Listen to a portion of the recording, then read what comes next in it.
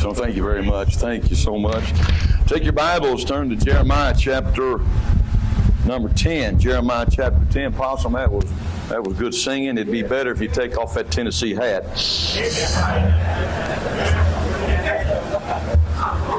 I can't imagine what it'd be without that Tennessee hat. I first heard that song last Sunday morning in our church. There's a guy named Willie Stone that picks a guitar and sings. That's the first time I heard it. And boy, I loved it. So I'm glad. I think y'all sing that every year, Possum. That was tremendous. And contacted my wife. Said it's been a great start to the men on the mountain. And the good news is, got here safe. Fellowship was great. Service was great. The bad news is, there's no Twinkies in heaven. That just really rocked my world. And Jeremiah chapter number 10. Thank you, Brother Chris Fugit. Thank you, Gospel Life Baptist Church. Thank you, several of you men that I see every year, which means you haven't quit. It's discouraging to go to a place several years maybe, and then we're so-and-so. What happened to that one? And I don't ask that because I don't want to hear any bad news, so I just wonder. I don't wonder the worst necessarily, but you just wonder. And so, and then these young boys that I saw when I first came, I guess 5 or 6 years ago, are now getting bigger and growing up. And I'm hoping, if the Lord tarries, that they would continue this thing on, what was put in the heart of Brother Porters and Brother Fugit and the next generation. And who knows, we may have enough righteous people and enough in the remnant that God will stay His hand for another generation. I don't know. And none of us know what's going to happen. It's when you're my age, it's like you can't digest it really. You can't digest it. And I'd have never thought that a man that won Olympic gold now's pretending to be a woman. But he's always going to be a man. You're not going to change that. And you can put on a dress like a woman, put on makeup like a woman, but you're still going to be a man. My wife said if they really want to be a woman, they'll have to do everything a woman has to do. She said, don't you tell me they think they are a woman. And by the way, how many of you married? All right, you may lower your hands. Who would want to be a woman?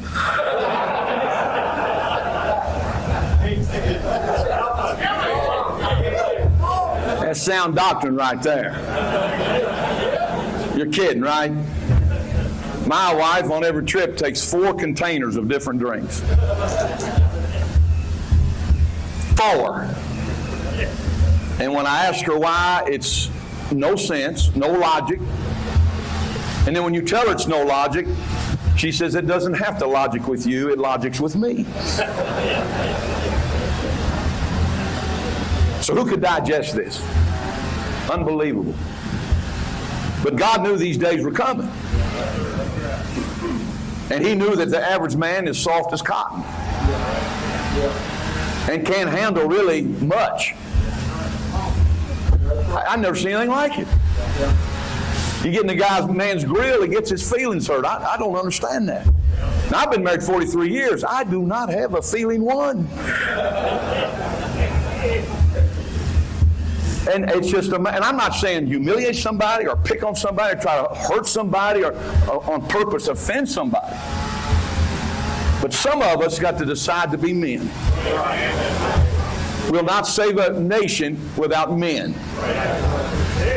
The problem with women today is not their fault, it's a lack of real men. The problem today is not founded in government, it's founded at home where there's no real men. And in the 60s and 70s, I remember it, they started touting free love and just be a whore dog and sleep with whoever you can find, and now you start fathering babies that you're not going to take care of. I'm telling you, the problem's with men. And you young boys, you're going to father a child, you stay and take care of that child. Or don't you father a child. You need to go get neutered. Can I say that? Sick and tired of these guys. All they're good athletes, dunk a basketball, but can't take care of a child. You're not much man. You father a child, and you can't take care of a child. Our boys, they don't know how to use a weed eater. They don't know the difference between a Phillips screwdriver and a straight screwdriver. It's pathetic. You told them to check the oil in the car, they'd look in the trunk. They can play with Game Boys and technology and play on the computer. And I'm going to tell you something, the computer's not going to pour concrete. The computer's not going to wire a house. The computer is not going to plumb a house. The computer is not going to hang drywall. The computer's not going to work in law enforcement and go out where the people are. That's going to take men. We find here in Jeremiah chapter 10, bad times. Verse 1. Hear ye the word which the Lord speaketh unto you, O house of Israel. Thus saith the Lord, learn not the way of the heathen, and the way of the heathen is worshiping idols. For the life of me, I do not understand how we worship, and I'm not trying to tread on sacred ground here, but we worship our guns. Now, you ought to have a gun. It's your God-given responsibility to have a gun to protect your house. Man, somebody breaks into my house, I'm not breaking out into a prayer meeting. If I can shoot him and not kill him, before he dies, I'll lead him to Christ, and then we're going to send him right there.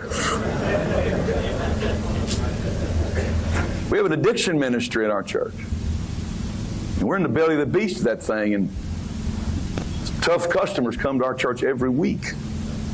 I visit the jail every other week in Fayette County. That's how I visit a lot of my deacons and other members of my church.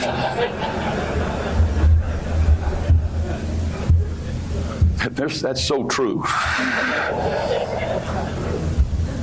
And somebody broke into my house at 3 o'clock in the morning.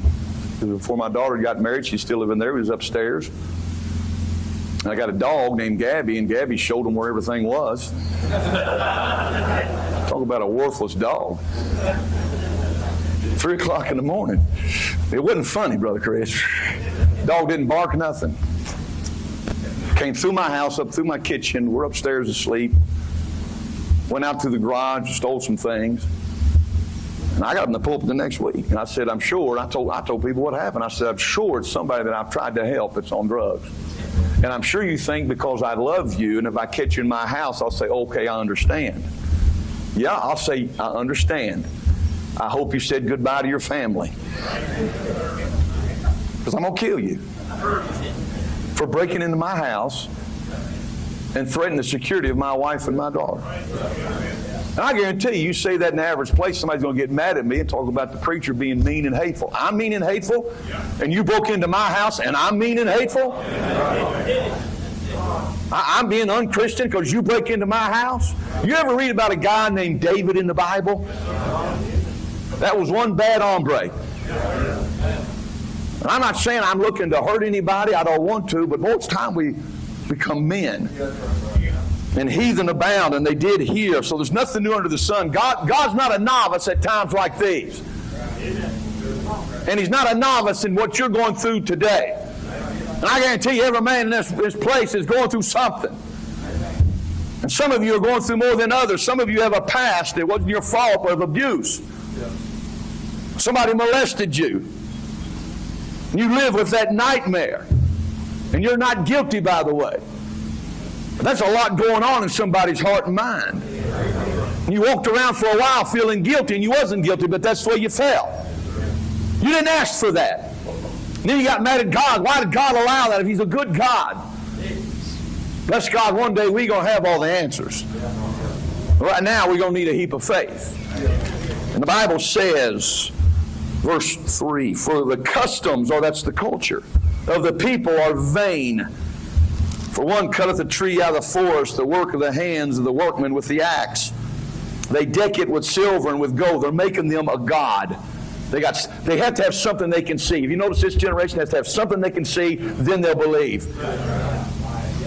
We believe in the unseen hand, and we've seen the unseen hand. Verse number 5, they are upright as a palm tree, but speak not. They must needs be born. They must needs be carried around. I don't want a God that I have to carry. I want a God that carries me. Don't you? I don't have to have a God I've got to prop up. I want God to prop me up. Because they cannot go. Be not afraid of them, for they cannot do evil, neither also is it in them to do good. For as much as there is none like unto thee, O Lord, thou art great, and thy name is great in might. Now turn over, I'm not going to read the whole chapter, Jeremiah chapter 10. Turn over to verse number 18. Jeremiah, through the inspiration of God, gives the condition of Israel and of the times. Probably worse than these days. Probably worse than these days. And he comes at a conclusion here in verse number 18, 19. For thus saith the Lord, behold, I will sling out the inhabitants of the land at this once, and will distress them, that they may find it so, that they may learn that I'm God. That's what he said. And boy, Jeremiah hears that. And we've thought about this, the judgment of God on America. You're not going to sanction same-sex marriages and not get God's attention for judgment. You're not going to kill the unborn babies at a breakneck pace. That same crowd will die to protect a dog, but they will not vote to kill unborn babies that are defenseless. And thank God for Kentucky. We're moving to a place where you cannot get an abortion in the state of Kentucky. Well, they'll make fun of us. And get over somebody making fun of you. Go look in the mirror. You ought to make fun of yourself. There's something funny about all of us. I'm simply saying all this that happens, and he hears this, and boy, he's thinking, and listen to what he says, verse 19, woe is me for my hurt. My wound is grievous. But I said, here's the line I want to pull out and talk about for a minute. Truly, this is a grief, and I must bear it. In our vernacular, you know what he said? And here's the sermon title. It is what it is. It is what it is. And until we get to the place that we expect, or accept, what it is. It is what it is. I am bald. It is what it is. If you haven't seen me for 20 years and you come up and you look at my chrome dome like I don't know nothing's there myself, and you stare at it like people do, and I have to tell them, yeah, I know there's nothing there. Why don't you look me in the eyes? It is what it is. I mean, this is Men on the Mountain. We do want to have growth spiritually this weekend. And socially. That's right. We want it both. Right. We can have it both. See, life happens. Circumstances come. You can't change them. It's out of your control. And sometimes you just got to say it is what it is. David was disappointed like no other when his hero and king turned on him. He couldn't change that. He couldn't alter that. If he could talk to Saul and say, listen, why are you doing it? He tried, he couldn't, and he had to come to the place, it is what it is. And when it is what it is, you better learn one thing in life. And men, this is where the revival will happen. It's when men become men of God. That's right. You're men. That doesn't make you a man of God. We want our boys to be men. I think sometimes, and boy, I hope nobody gets upset with this, but I think sometimes we want our 4-year-old to be a man of God. No, that 4-year-old needs to learn some character to become a good 4-year-old. And a 4-year-old can, by the way, pick up his toys and put them away. And if a 4-year-old makes a mess, he can put them away. You want him to teach him character. Because one day we hope as God touches him, he'll become a man of God. But you can't be a man of God if you're not a man. There's a lot of boys that have never grown from boyhood to manhood. They're in their 30s. They're still a boy character-wise. They have a heart for God, maybe. They want to do something for God. But they have no character. God burdens them, but they don't have a character to carry that burden. We've got to be men. And one area is, you look at life and say, it is what it is. I can't change it. It is what it is. And to be a man of God, you and I are going to have to get us a life on our face before God. Would you take your Bibles, turn to Psalm 62.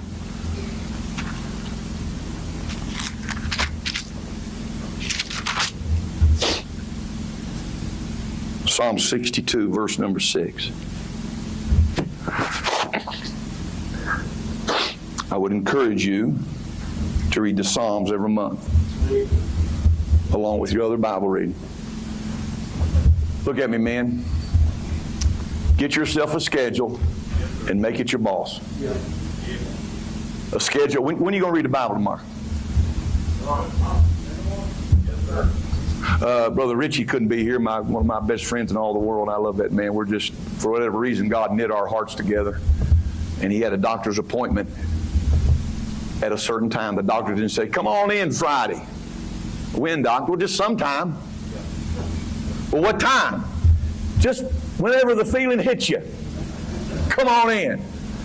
And I don't remember ever a feeling hitting me to go to the doctor. You put it on schedule, don't you? When are you going to date your wife, sir? And then you don't get in the car and say, well, where do you want to go, honey? Where do you want to eat? You know what she'll say? It doesn't matter. She's lying. She's lying through her little beautiful teeth. I've tried that one. Where do you want to go, darling? She says, it doesn't matter, just so I'm with you. I said, okay. I pulled into the restaurant. She said, well, not here. Pulled out, went to another restaurant. She says, well, I don't have an appetite for that either. I said, where do you want to go? She says, I don't care. I just want to be with you. I said, darling, you're sitting over there lying.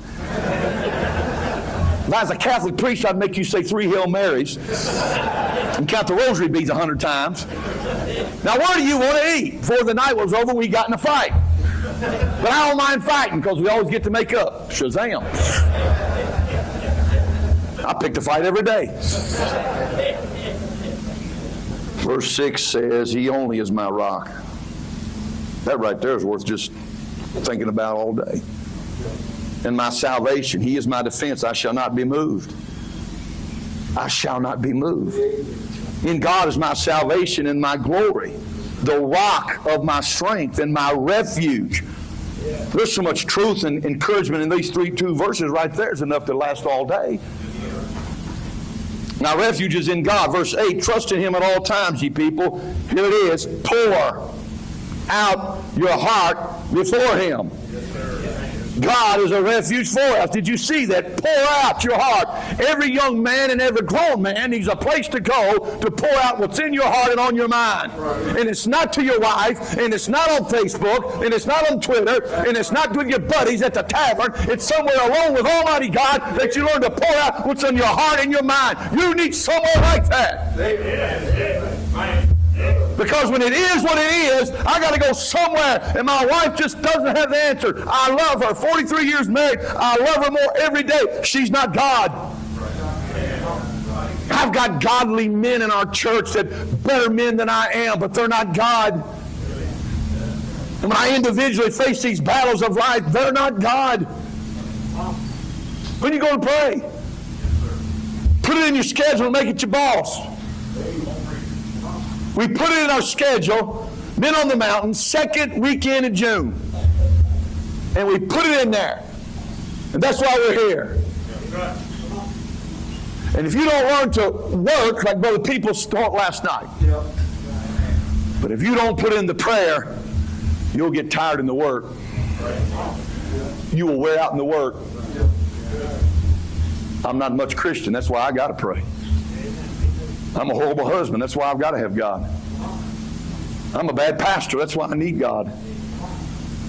I don't know who you need most in this world, but I tell you what, this verse right here, I've got a place to go. Because the truth is, when it is what it is, and I can't change it humanly speaking, I tend to complain and to gripe. And the truth is, you're not going to wish this thing away, this bad thing, this circumstance that's so hard. We're not going to wish it away. And you're not going to sin it away. Right. And when you get in a place of misery and you're miserable, you're not going to sin your way out of misery. You're going to pray your way out. See, the circumstances come financially sometimes. It is what it is. Our church parking lot Mount Olivet Baptist Church, that thing, they poured it in 1995.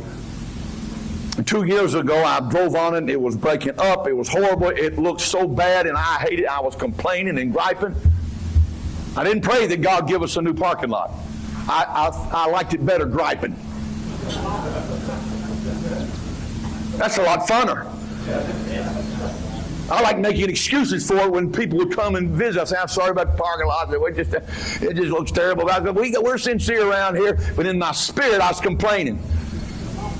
And guess what? Nothing happened. And finally, one day I drove on and I thought, it is what it is.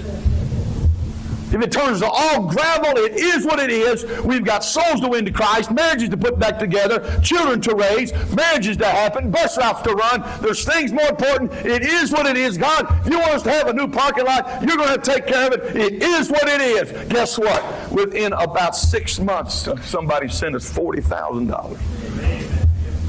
But I believe they sent the $40,000 because when I start praying, it is what it is, the Holy Spirit says, why don't you get a few quotes on what it'll cost? I said, we don't have the money. Why would I do that? God just said, oh, just a thought, stupid. I don't know how God talks to you, but I know how He talks to me. I told my wife the other day, I said, honey, I think the Holy Spirit told me I was stupid. And she said, the Holy Spirit never lies.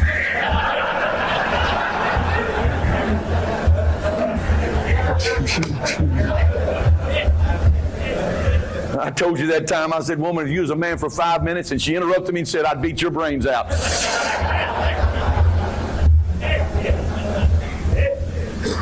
You can't get proud living with a woman like that.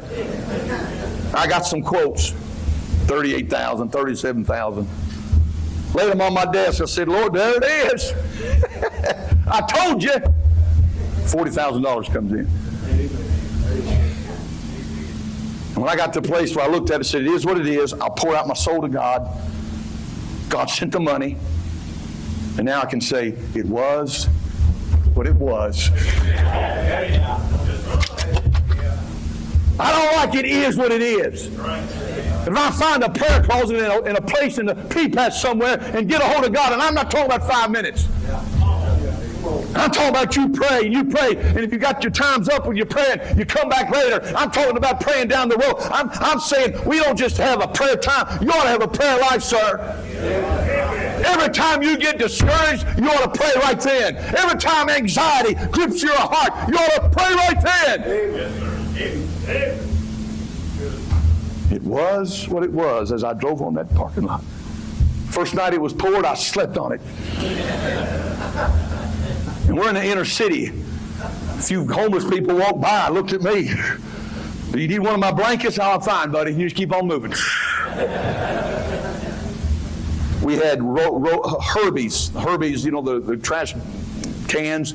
We had to take them around the front of the property every single Monday night. 8 of them. And when we had a big weekend, they were all full. If you didn't get them around by Tuesday morning, they didn't get picked up, and the trash started piling up on the property on the other side of the building. Years and years and years we had to do that. I'd get somebody, listen, can you do this for me? On Monday night, can you take the Herbies around? And they said, sure. Well, they said, I'm going to do it on Sunday night. Well, that means they're out in front of our property all day Monday, most of the day Tuesday, and part of Wednesday. It just looks bad. Years is that way. I got fed up with it. So I started complaining. Because I don't learn my lesson. And I think I can complain my way out of it is what it is. And I can gripe to my wife about it when I would come home. On Tuesday, I said, so-and-so, I didn't say who it was. I said, I had somebody take the Herbies around. My daughter didn't take the Herbies around. Because she had mentioned to me about the Herbies being out there. She said, that kind of looks bad. And I said, I know it. And it was a pain in the neck. Finally, I just said, it is what it is. Father, you gave us a parking lot. Could you get us a dumpster? I don't know if anybody in the world has prayed for a dumpster. And friend, you may think this is not spiritual. I think it is spiritual. We learn that God wants to take care of every part of our lives, body, soul, and spirit. And some of you got some things in your life right now. Maybe you need a miracle. Maybe financial. I don't know. And I guarantee you somebody's got some financial struggles. It is what it is. It's where you're at. But you may need to learn to pour your heart out to God instead of griping and complaining about it or trying to figure out how you can get a job that'll take you out of church and take you away from the one that's got the answer. We got a dumpster. We did everything it had to do. And I remember that first day that dumpster showed up. I was excited about the dumpster. I got in it and slept the first night in the dumpster. 2 homeless guys came by, started getting in. I said, fellas, you're not bringing any McDonald's. This is my dumpster. They got out and took off. And I looked at that situation. It is what it is. Now I could say it was what it was. But we're going to have to pay the price. The circumstances of life come. Sometimes the circumstances of injustices come. And it is what it is. Joshua and Caleb, 2 men who had faith, 2 men that spied the land, 2 men that saw what God was going to give them. They saw the giants. They saw the formidable opposition. They realized what it was, but they believed they could do it. And they came back, and 10 denied. And 10 spread negativity like people tend to do. And it is what it is. Don't let the doubters remove you from your faith. And if everybody leaves you, the last time I checked that we sang that song, I decided to follow Jesus. If none goes with me, I'll follow him. It's called being a man. Don't have to have a crowd. It's called being a man. And then you become a man of God. You add to this thing of going to God and walking with him every day. And that which is what it is will one day become it was what it was. Joshua and Caleb spent 40 years in a wilderness that they didn't earn. Can you imagine that? Oh, by the way, you ever hurt, struggle, suffer because of somebody else? It is what it is. There's a man at our church. When he was a boy, his brother caught his face on fire on purpose. He's got scars to this day on his face. This boy's dad was gone. This boy grew up on the streets. He didn't believe anybody's happy. 10, 11 years of age, started dealing drugs. Teenager in and out of trouble. Didn't believe in anybody, didn't trust anybody. Didn't believe anybody was happy. He fought and he clawed and he sold dope and took dope. Hatred everywhere. But somebody told him about Jesus Christ.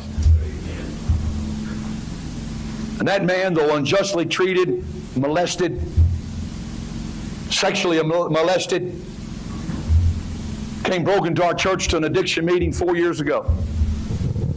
Broken man, but said, I'm tired of it. I've got to do something different. Came to our church, had never been to church. I'll never forget, he sat on the front row and he looked at me, and the look, I couldn't read it. I didn't know whether he was looking at me like he thought I was absolutely a nut or he was mesmerized by what he was hearing. He came back and sat in the same place. Told me in a meeting, he said, Pastor, you tell me what I'm supposed to do because I've never been to church. They're out there, by the way. This man was unjustly treated. Guess what? He came to a point in his life, he said, it is what it is. I became an addict because of me, not because of my dad who shirked his responsibility, not because of my mom who couldn't be around, not because of my brother who hated me, tried to catch me on fire and kill me, not because of the street that was ugly. He said, it's not their fault, it's my fault. It is what it is. And now, blessed be God, he sings the songs of God, he passes out gospel tracts, and he can say it was what it was. But he found a place called the throne of grace, and he realized, can I pray, Pastor? Can I go to God and pray? He asked me that. I said, are you kidding me? God probably hear you before he will the one who's been in church their whole life, and they know how to act and how to behave, and they never pray. And they hold grudges and resentment, and they hold bitterness in their hearts, and they sit there and they look like a good Christian. They're sorry as the devil. See, it is what it is, Caleb. Can you see him 40 years in that wilderness bitter? I don't think so. How did he get through those 40 years, Brother Fugit? He prayed, that's how. He walked with God. It's that simple. If you think it's that easy, You make a decision this morning that you're going to walk with God every day, and you're going to set a time that you're going to spend maybe 10 minutes, that you're going to do it, and come back in a year and tell me how easy it was. Come back and tell me. Because the devil's going to be on you like stink on manure. The devil's going to be on you like people's on Twinkies.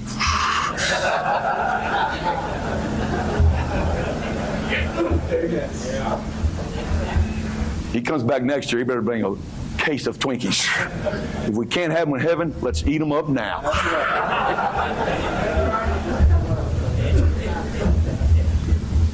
You say, preacher, what about the Apostle Paul? He cut off his neck. I know in heaven he said it was what it was.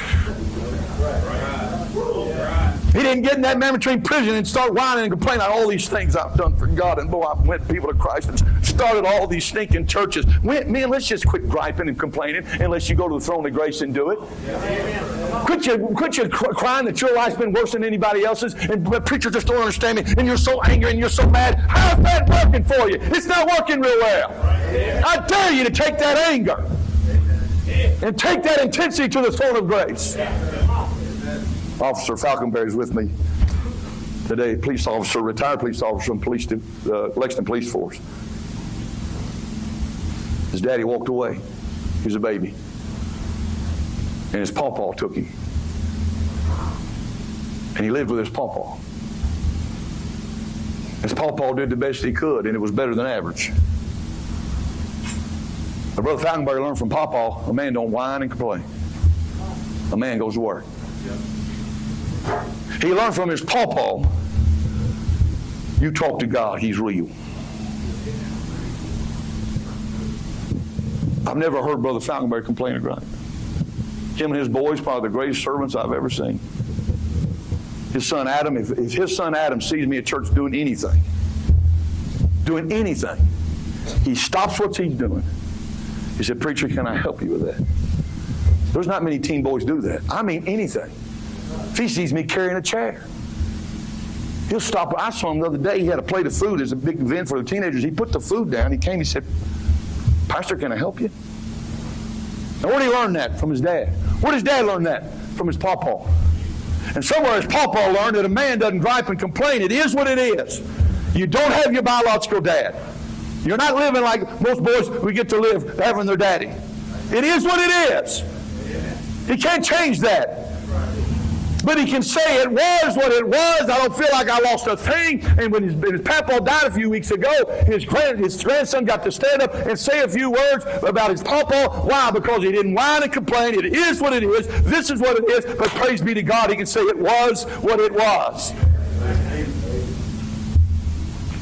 John the Baptist, what about him? He said it was what it was. That stupid woman wanted the head of a dead Baptist preacher rather than having half the kingdom. How dumb can you get? Could have had half the kingdom. And she'd rather have John the Baptist's head. That's what bitterness and vengeance will do for you, friend. It makes you an idiot.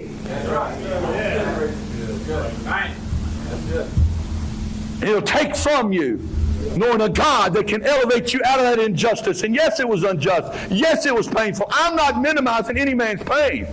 But I am saying you're going to have to eventually look at it and say, it is what it is. And I'm going to pray and beg God, and if I never can say now it was what it was, I'll still get close to God, and He'll lift me above it so I can at least endure it. The circumstances of strained relationships. A lady called my house. This has been 20 years ago. She asked to speak to my wife.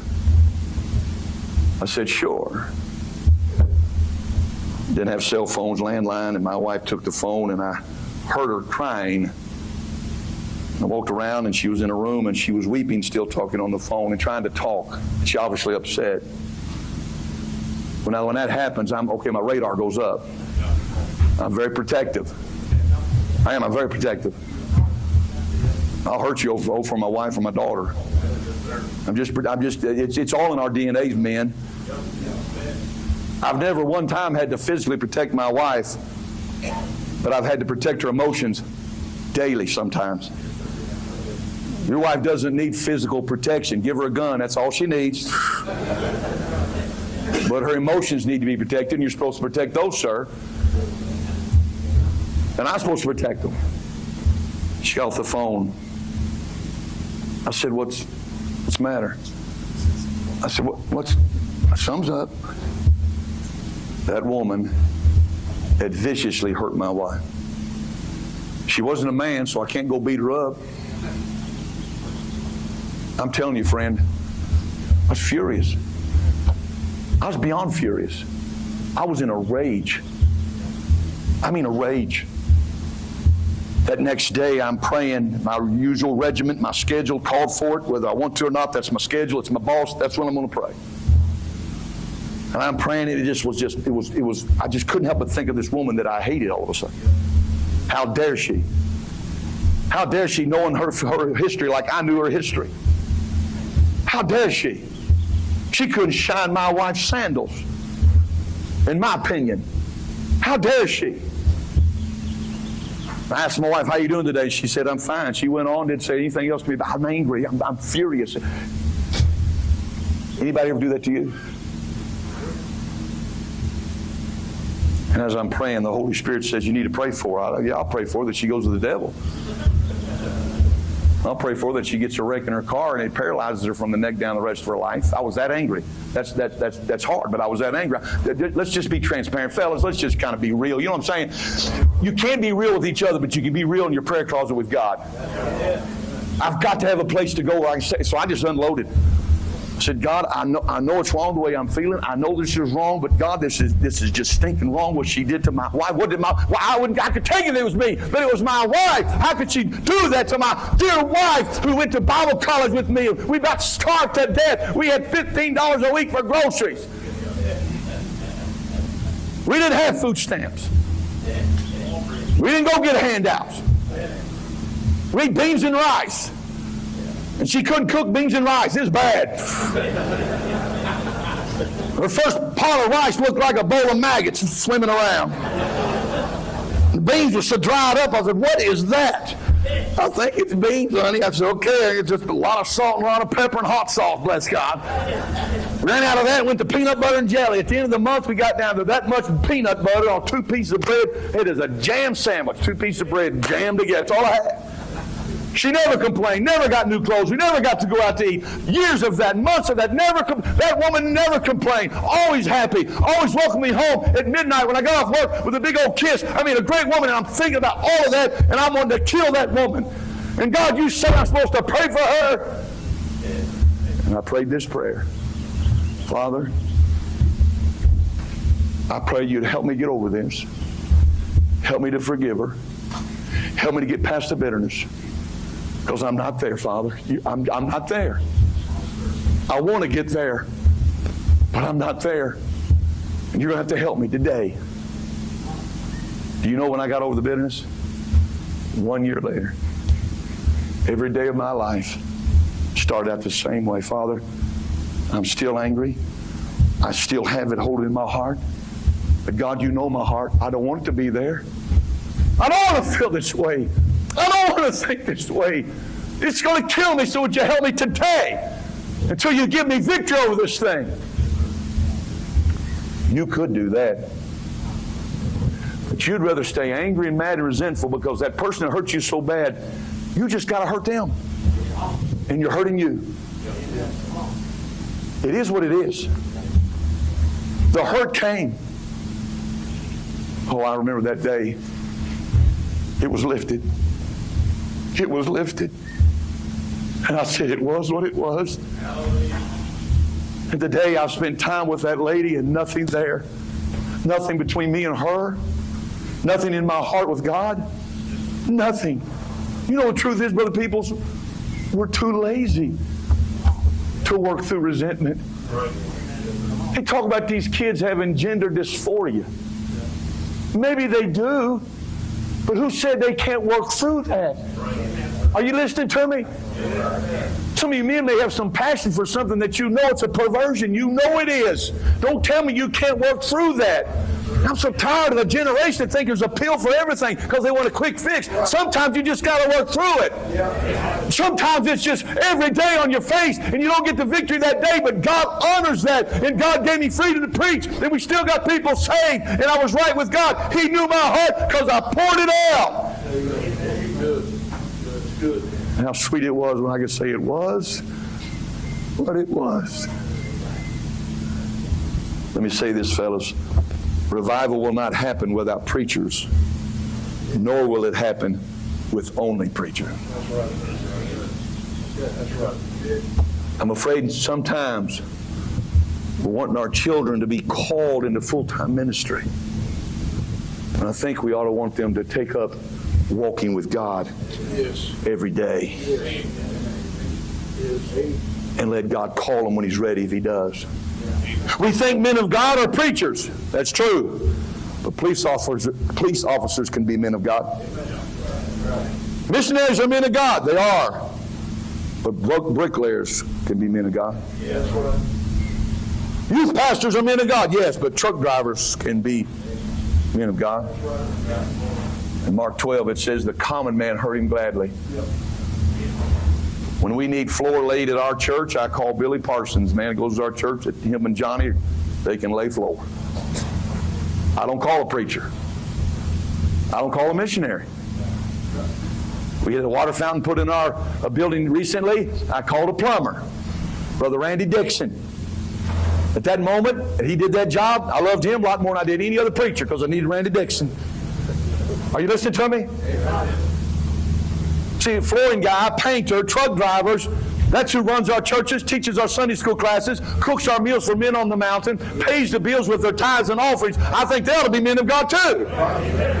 I think when a guy comes down the altar and says, you know what, I've decided to do whatever God wants me to do. I'm a bricklayer here. We ought to cheer as much for him as we do the kid that says, I'm called to the mission field. Cheer for both of them. We need men and men of God. You're not second rate because you don't run the ministry full time, but you'll become second rate if you don't become a full-time Christian. We had a man at our church recently who died, Brother Art Greenlee. How many of you maybe knew our Brother Art Greenlee? Would you raise your hand? I don't think very many of you did. From East L.A. Something like this ain't for him. You talk about a city guy. He came to the Men on Mountain, though. You know why he came to the Men on the Mountain a couple times? He brought a teen boy that didn't have anybody to bring him. And so this guy from East L.A. who come in here is like, he's looking for city stuff. And it was hilarious. He said, how you like it, Brother Greenlee? He said, yeah. He said, this is what he said. He said, look at all these guys. He said, preacher, you wouldn't be hard to be defended here. I said, no, there's not a passive one among them. He loved it. He died suddenly. One of the most healthy guys I've ever wanted to meet. Just was driving home from the airport, pulled over, called his wife, 9/11, he's gone. It rocked our church. He was a layman. Church was packed. Got, I guess, 1,500 views on his funeral. All the people that guy affected as a layman. You know why? He was a man of God. Wrote 2 books as a layman. Work, you just got to. Mentally, emotionally, got to work. But you better get a prayer closet. Because it is what it is. Things called life. It just may be. You'll accept it and say, it is what it is. And I'll go to God with it, pour out my heart to Him, cry to Him. My weak moments, strong moments, times when I'm doubting myself, times when I'm wondering maybe this thing's going to get me, and that's why I'm going to pour it out. And one day you'll be able to say, it was what it was. One more story. I'm probably going too long. My little wife, 2010, was crying one afternoon, and she doesn't cry and pout and whine. Best Christian lady I know.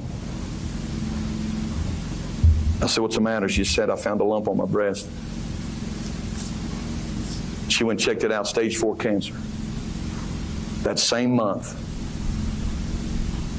a man in our church was arrested, still in prison today. A boy we tried to help grew up in a single home, just tough situation. He was complicity to murder. He's going to be in prison for 20 years as a teen. Had a private tragedy that just about killed me. And then I found out my wife has this cancer. And I'll tell you, that rocks your world.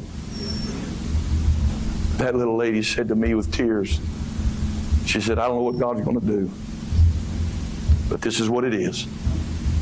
I'm going to do everything in my power. Humanly speaking, God will have to do the rest.